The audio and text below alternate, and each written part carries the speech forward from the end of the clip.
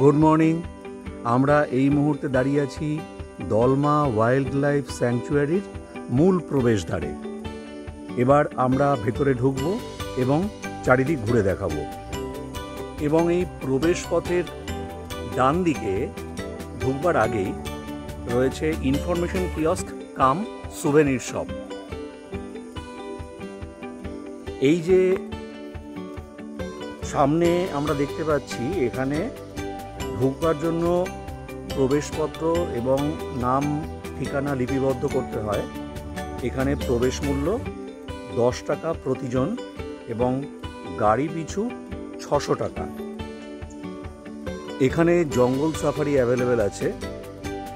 এই যে সামনে আমরা দেখতে পাচ্ছি, এখান থেকে জঙ্গল সাফারির বুকিং হয়। যে নির্দিষ্ট গাড়িতে জঙ্গল সাফারি হয় তার মূল্য 10 জনের 2800 টাকা। প্রবেশ করার পর ডান দিকে আই লাভ দলমা, এটি আমাদের নজরে পড়ছে। জঙ্গল সাফারির বিষয়ে কিছু তথ্য এই বোর্ডে দেওয়া রয়েছে। এই যে সোজা রাস্তাটি দেখতে পাচ্ছেন, এই রাস্তাটি ধরে আমরা রেস্ট হাউসের দিকে চলে যাব। এখানে রেস্ট হাউস মূলত ওল্ড রেস্ট হাউস, মাড হাউস এবং কটেজ এসি রুম, এই 3 ধরনের আমরা থাকার জায়গা দেখতে পেলাম।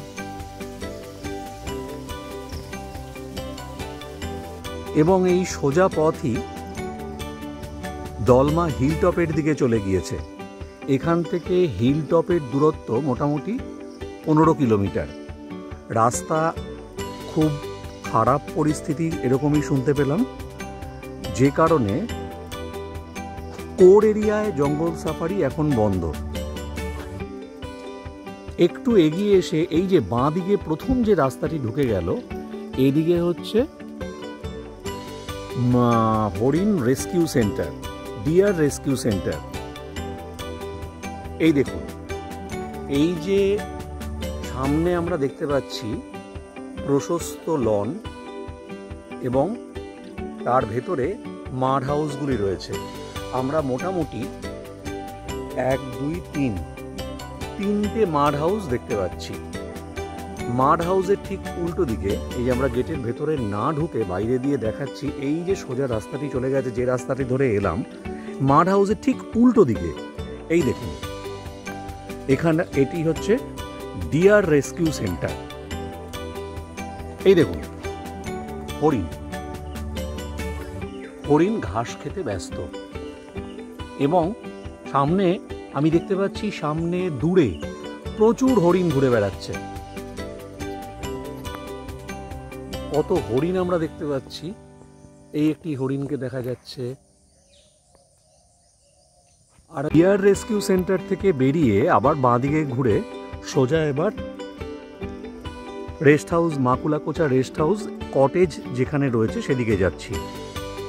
দুপাশেই সবুজের সমারোহ দেখতে পাচ্ছি, খুব ঘন নয়। সামনে বাটারফ্লাই সংরক্ষণ ক্ষেত্র। এই বোর্ডটিতে দলমা ওয়াইল্ড লাইফ স্যাংচুয়ারিতে ওয়েলকাম লেখা আছে। Dalma wild life sanctuary board. দূরে বেশ ঘন সবুজ দেখতে পাচ্ছি। Butterfly biodiversity conservation zone. জঙ্গলে আগুন না লাগানো, বিড়ি সিগারেট না খাওয়ার মতন বিধিবদ্ধ সতর্কীকরণ। দূরে দেখতে পাচ্ছি দলমা রেঞ্জ। এই যে পাঁচিল দিয়ে ঘেরা অংশটি আমরা দেখতে পাচ্ছি, তার ওপাশে কিছু লাল মাথাও দেখতে পাচ্ছি। এটি হচ্ছে মাকুলাকোচা রেস্ট হাউসের, এটা নতুন রেস্ট হাউস, এর সীমানা প্রাচীর। আমরা মূল প্রবেশদ্বারের দিকে এগিয়ে যাচ্ছি। দূরে হিলটপের দিকে যাওয়ার রাস্তায় না গিয়ে বাঁ দিকে ঘুরে যাচ্ছি। এটি হচ্ছে মাকুলাকোচা রেস্ট হাউসের নতুন কমপ্লেক্স, এর মূল প্রবেশদ্বার। আমরা এখন এই প্রবেশদ্বারের ভেতরে ঢুকে যাব। অনুসন্ধান অফিস। এবারে পুরো প্রপার্টিটা আপনাদের ঘুরিয়ে দেখাবো। ডান দিকে পার্কিং এরিয়া, বেশ সুন্দর করে সাজানো চারিদিকটা। ডান দিকে অনুসন্ধান অফিস দেখিয়েছিলাম, বাঁ দিকে প্রশস্ত লন পেরিয়ে গিয়ে বাঁ হাতে দেখতে পাচ্ছি কটেজ, এসি কটেজ। এখানে 4টি এসি কটেজ উপলব্ধ। ডান দিকে ব্যাম্বু কটেজের ঠিক পাশেই এটি আমরা দেখতে পাচ্ছি, তার পাশেই ব্যাম্বু কটেজ। ব্যাম্বু কটেজের ঠিক পাশেই ওপেন জিম। বাঁ দিকে এসি কটেজগুলোকে ছেড়ে এগিয়ে আসলে পরে ওয়াটার মেশিন এবং ডাইনিং হল আমরা দেখতে পাচ্ছি। ডাইনিং হলে সোজা রাস্তাটি চলে গেছে এবং ভেতরে দেখতে পাচ্ছি লাইট মিউজিক চলছে। সকালবেলা, এখন টি এর সময়, চা পানের জন্য আমরা সকলে ঘোরাঘুরি করছি। এবারে বাঁ দিকে ডাইনিং হলকে রেখে সামনে এগিয়ে চলেছি। এই যে দূরে ছোট ছোট ঘরগুলি আমরা দেখতে পাচ্ছি, এগুলো হচ্ছে এসি রুম। নন এসি রুমও উপলব্ধ, তবে নন এসি রুম এই ক্যাম্পাসে নয়। শুরুতেই আমরা যে ওল্ড ক্যাম্পাস দেখিয়েছি সেখানে নন এসি রুম আছে। আর এই যে বিল্ডিংগুলো দেখা যাচ্ছে, মাঝখান দিয়ে আমরা দেখতে পাচ্ছি ডিয়ার রেস্কিউ সেন্টারের অংশটিকে, এবং এইরকম বিল্ডিং এখানে 3টে রয়েছে, প্রতিটাতে দুটি করে ঘর। কিন্তু এখানে একটা সমস্যা দেখলাম কালকে, যে এই এসি রুমগুলোতে কিন্তু অ্যাটাচ টয়লেট নেই, মানে 2টো করে রুমের জন্য একটা টয়লেট। এখানে এই ক্যাম্পাসের সীমানা প্রাচীর শেষ। এখানে কিন্তু মানে এত জায়গা যে নিজেরা কেউ গাড়ি নিয়ে আসতে পারে, অনায়াসে তার ঘরের সামনে গাড়িটিকে পার্ক করা যেতে পারে। ডাইনিং হলের এপাশ দিয়ে দেখাচ্ছি, আস্তে আস্তে ডাইনিং হলে ঢুকে যাব। একটু আগে বলছিলাম ডাইনিং হলে যাব। ডাইনিং হলে যাওয়ার আগে আমি এমন কিছু মানুষ আমার এই ভিডিওতে ক্যামেরাবন্দি হয়েছেন যারা মূলত জামশেদপুরের বাসিন্দা, বাঙালি। এরা অবশ্যই বাঙালি, এবং এদের সাথে গতকালকে রাত্রে অনেক আমার কথা হলো, এবং এদের সান্নিধ্য লাভ এটা আমার কাছে প্রাপ্তি। এদের কিছু মুহূর্তের ছবি, এরা সকলেই চা পানে ব্যস্ত। আমাকেও চা অফার করলেন, আমিও চা খাচ্ছি। চা খেতে খেতেই ওনাদের ছবিটা তুলে রাখছি।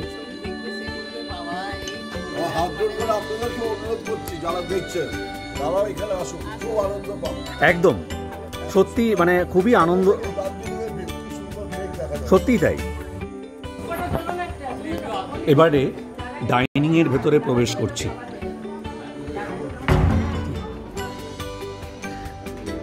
ডাইনিং এর ভেতরটা আপনাদের দেখাই। বেশ বড় ডাইনিং, বেশ বড়, মানে একসঙ্গে বহু লোক ডাইনিং এর ভেতরে খাবারের জন্য আসতে পারে। ডাইনিং থেকে ওপাশে দরজা পেরিয়ে সোজা দেখতে পাচ্ছি কিচেন। কিচেন থেকে বাঁ দিকে একটা অংশ চলে যাচ্ছে, এবং কিচেন থেকে ডান দিকেও একটা অংশ চলে যাচ্ছে। ডান দিক ধরে এগিয়ে গেলে আবার সেই এসি রুমগুলো দেখতে পাচ্ছি।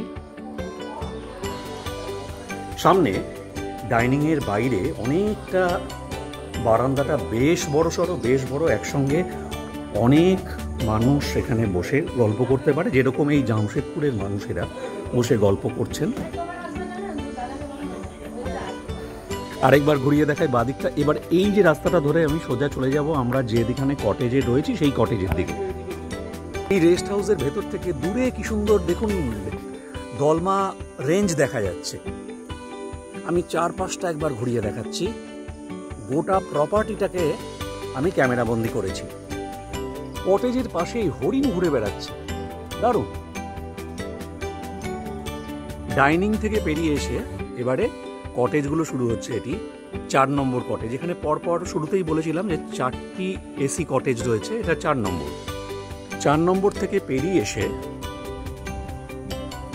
এটি 3 নম্বর কটেজ, 2 নম্বর কটেজ, এবং এই 2 নম্বর কটেজেই আমরা রয়েছি। 2 নম্বর কটেজের ভেতরটা ঘুরে দেখাচ্ছি, 2 নম্বর কটেজের ভেতরটায় আপনাদের নিয়ে যাচ্ছি।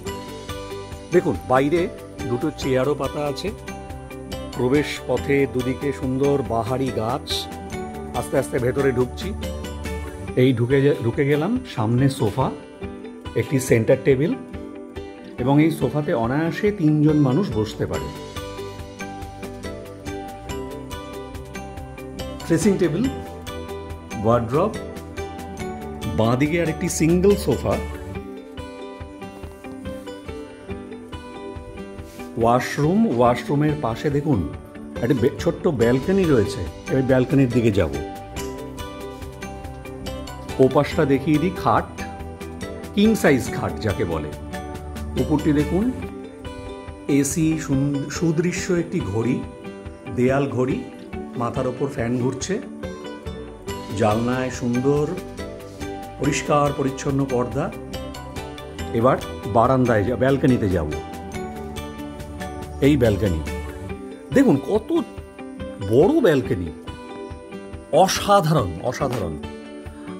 এবং এই ব্যালকনির ওপাশটা দেখুন, দেখাচ্ছি আপনাদের। প্রচুর গাছপালা রয়েছে, ছোট ছোট ছোট ছোট বিভিন্ন গাছ দিয়ে সাজানো। বাদিকটা দেখুন, সোলার প্যানেলগুলো বসানো রয়েছে, সৌর প্যানেলগুলো বসানো রয়েছে। এবং এই যে সামনে পাঁচিলটা দেখতে পাচ্ছেন, এই পাঁচিলের ওপাশেই আমি যখন প্রবেশ করলাম, আপনার ডিয়ার রেস্কিউ সেন্টার দেখিয়েছিলাম, এই ডিয়ার রেস্কিউ সেন্টারের সীমানা পাঁচিল। এটি 1 নম্বর কটেজ। সামনে দেখতে পাচ্ছেন ভবতোষদা বসে আছে, আমার ব্রাদার ইন ল। এবং এই যে সামনের গাড়িটি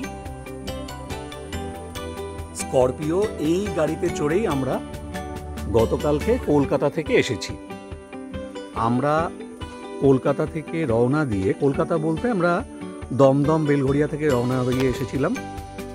ডানলপ থেকে কোলাঘাট, ঘাটশিলা পেরিয়ে এসে আমরা চান্ডিল ড্যাম দেখে তারপরে এখানে এসে পৌঁছেছি। এবং এই যে বাঁদিকের রাস্তাটি চলে যাচ্ছে সেই সোজা মূল প্রবেশদ্বারের দিকে, যেখানে আপনাদের দেখিয়েছিলাম শুরুতেই। সোজা দেখতে পাচ্ছি পার্কিং এরিয়াটা, ওইদিকে আবার আরেকবার যাচ্ছি। পার্কিং লট ধরে এগিয়ে যাচ্ছি, যেদিকে দূরে দেখতে পাচ্ছি সাফারির জন্য যে গাড়িগুলো ব্যবহৃত হয়, সেই গাড়িগুলো পরপর 4টে গাড়ি দাঁড়িয়ে রয়েছে। আমি বলেছিলাম যে এখানে সাফারি হয়। এই যে 4টে গাড়ি দেখতে পাচ্ছেন, এই 4টে গাড়ি সাফারির জন্য ব্যবহৃত হয় ঘুরিয়ে ফিরিয়ে। এই গাড়িতে একসঙ্গে 10 জনকে নিয়ে সাফারি হয়। 10 জনের মোট চার্জ লাগে 2800 টাকা। এই যে গাড়িগুলি পার্কিং লটে রয়েছে, মোটামুটি সকাল 6টা থেকে বা 6:30 থেকে সাফারি শুরু হয়। এখানে অনলাইন বুকিং উপলব্ধ। মূলত আপনারা দলমা ওয়াইল্ড লাইফের ওয়েবসাইটে গিয়ে আপনারা বুকিং করতে পারেন। এখানে AC, non AC, bamboo cottage, মাড house, বিভিন্ন থাকার জায়গা উপলব্ধ। পুরো প্রপার্টিটাই আপনাদের ঘুরিয়ে দেখালাম। রাতের আলোয় মাকুলাকোচার যে নৈসর্গিক দৃশ্য, সেটা আপনাদের সামনে তুলে ধরছি। দেখুন, মাকুলাকোচা ফরেস্ট রিসর্টের মূল ফটক এখন বন্ধ। রাস্তা চারদিকে কীরকম একটা মোহময়ী রূপ ফুটে উঠেছে, সেটাই আমি দেখানোর চেষ্টা করছি ঘুরিয়ে। স্বল্প আলোকে দূরে কটেজগুলো দেখা যাচ্ছে। এর সামনে প্রশস্ত সবুজ গালিচা পাতা লন, বেঞ্চ রয়েছে বসার জন্য।